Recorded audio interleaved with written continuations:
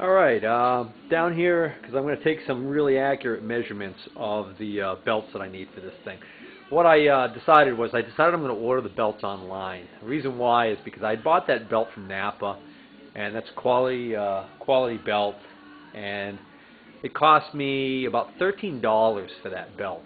Matter of fact, a little over that with the tax. And that's for one belt. And I found out that if I had gone to Granger, for instance, I could have gotten a Dayton belt for probably about $6 plus tax. So that's, half the money. And then if you go online and you Google V-belts, there are a number of companies online that are selling cheap belts, probably imports. But I mean, there are places that have that size belt for as little as $2.75, $3. So what I decided was I'm going to have to wait for a shipment, but I'm going to get all new belts for this thing. So I'm going to get these two belts, this belt, and the belt to go to the motor. But because I'm ordering it online, I've got to make darn sure I get the measurements right, because I'm not going to be able to just return it to the store if it's the wrong size and get another size. So I've got an idea how I'm going to go about doing that, and I'll share that with you.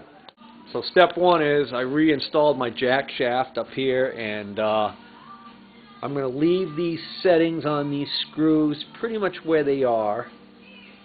Okay. You know what? I think I am going to change this adjustment. You'll notice that this one is out quite a bit further than the top one.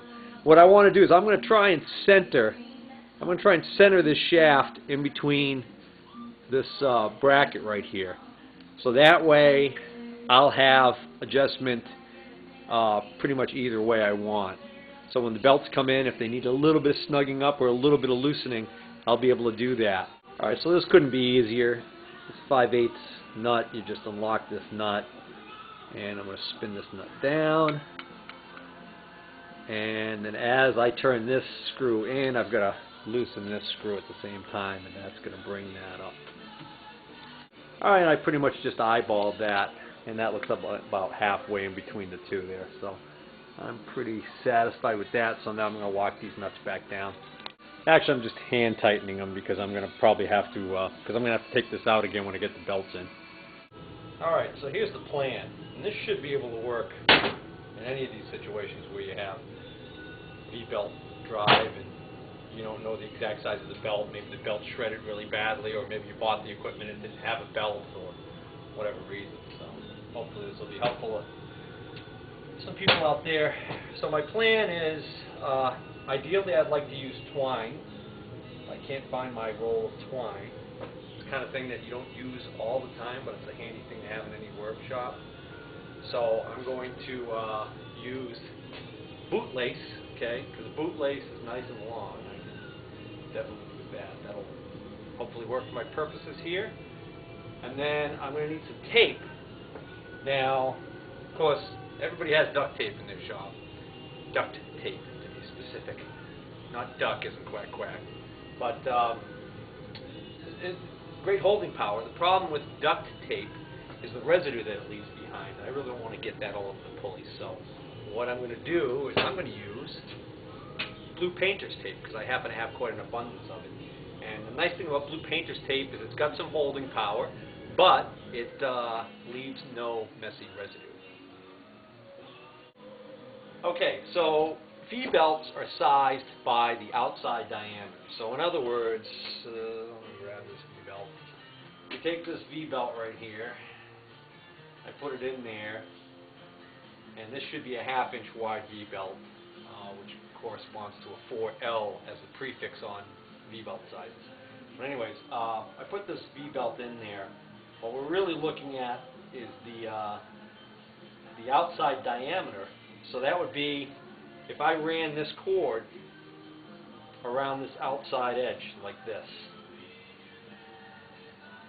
as opposed to the inside edge. The temptation is to just take the cord and run it right down in the pulley like that, and then figure out where where the two ends touch, and then measure it. Well, the problem is what that'll give me the ID, and I want the OD. So what I want is I want to be able to run the cord around on this, but I have the cord stay up here at the top of the pulley. Now, if I had, actually what I could do is I could take, if I get an old V-belt, I could cut the V-belt. I could actually cut some filler pieces of the V-belt and stick them here in the grooves, and that would support my cord up at the outside where I want it to take my measurement. And I might do that if this doesn't work, but my other plan, which I'm hoping to work, is going to work here, is to just have the cord stay right here on this outer edge of the sheave, right on top of this thin area right here. So the way I'm going to do that is that's what the tape's going to be for. So I'm going to start with this nice clean cut end here. It's actually got the little plastic on it, on the bootlace to help you tie the boot. I'm going to put that right up here, and I'm just going to take a piece of tape, and what I'm going to do is I'm going to tape this right on there, just like that. And then what I got to do is I'm going to go around, and every so often I'm going to put another piece of tape until I'm about halfway around.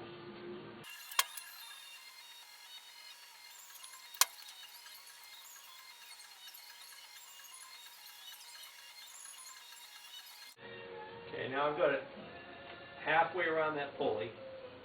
I'm going to drop this end down. I'm going to have this go. Let's see, that's going to go on. Oh, okay, I'm actually on the second one in, so I've got to be on this one here. So I'm going to drop this down underneath. And I did this wrong because I should have taped to this pulley here, because I can't get to the small diameter pulley in there and do that trick of getting on the wall of that pulley there. So if I had done it to this one, I could rotate it around, and then I've got full access to this pulley. Take two.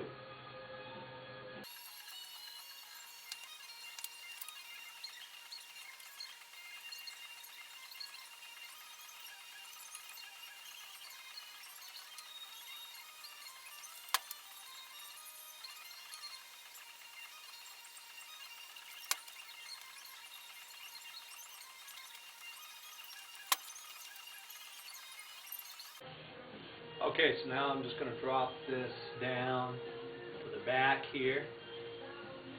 And I don't want to pull it too hard because I don't want to pull the tape off. I'll rotate the pulleys. But what I'm going to do is I'm going to make sure that that's straight. I don't want to be stretching the bootlace because there is some stretch to that.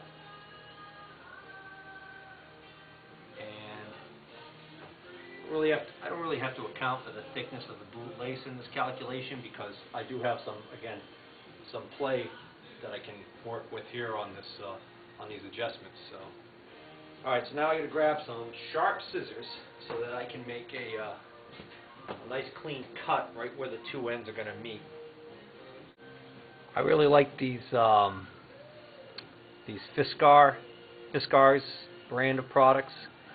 And these are a pair of little shears that are really nice and sharp and have really tight fitting blades there. So they're good for this kind of they're perfect for this kind of a job.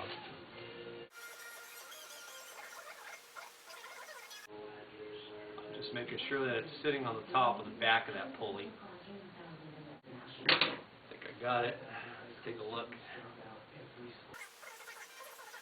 Alright, I like it.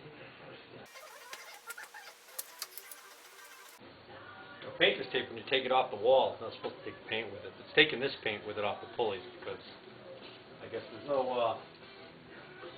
no guarantee it won't take paint off that's from the 1930s. Oh, this is horrible. Obviously, if I was really concerned, I wouldn't have done this. But There's quite a bit of paint already missing on these pulleys. The original paint is beyond saving, so that's not what I was looking to do here. So to get all the paint off, all the painter's tape off. Not the paint, painter's tape. All right, good. All right. So there's our first belt length right there. Now, nice thing about it is I don't need to do the next one in because I'm pretty sure that these two belts right here are going to be the same size. And all I need to do to verify that, because I know the center line distance between this shaft and this shaft is going to be the same.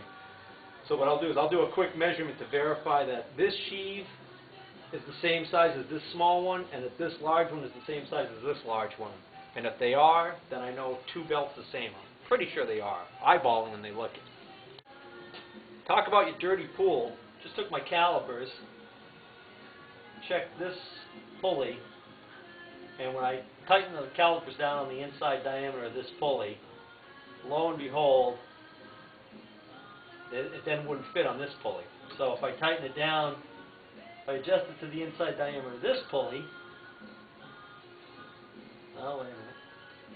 What did I do here? There we go. Okay, so I'm down in there. And again, I'll try it again. Yeah, there's a difference in the ID of those two pulleys. Now, the belt does not ride on the inside bottom of the pulley.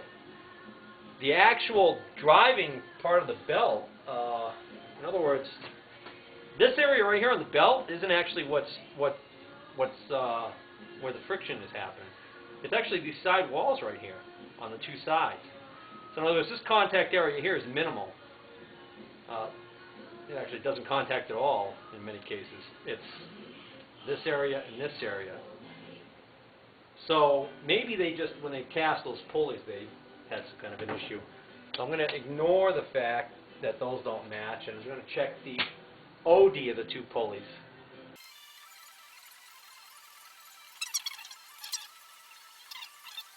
You know what? I got a better idea.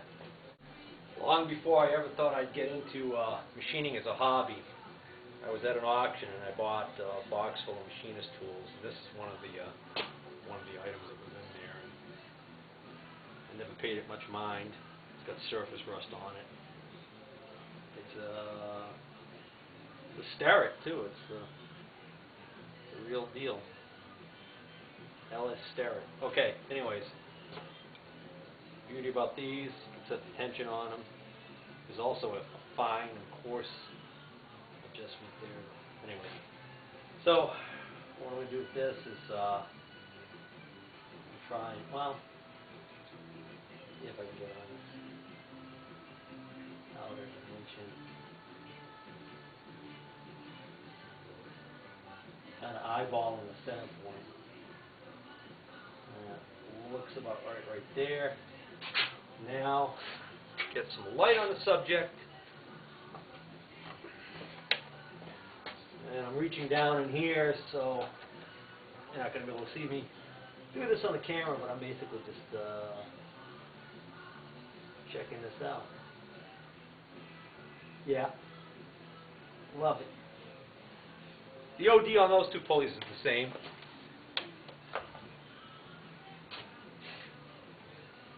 Calipers are also going to come in handy. These are big enough I can get them around the big pulley. A little trickier to get this one. Yeah, we're close. These two pulleys are the same size. Not absolutely the same size, but I mean, as far as the tolerance that was probably allowed when they were making these pulleys, they're the same size. So, I've got my cord here cut. That's going to give me this belt size and this belt size. Now, I recall that this belt was longer, so I've got to do my calculation on this one. This is a 3-step pulley, but I really only need to obviously put it on one. I'm going to use this outboard one because it's going to be easier for me to tape onto this one. And so let's start that.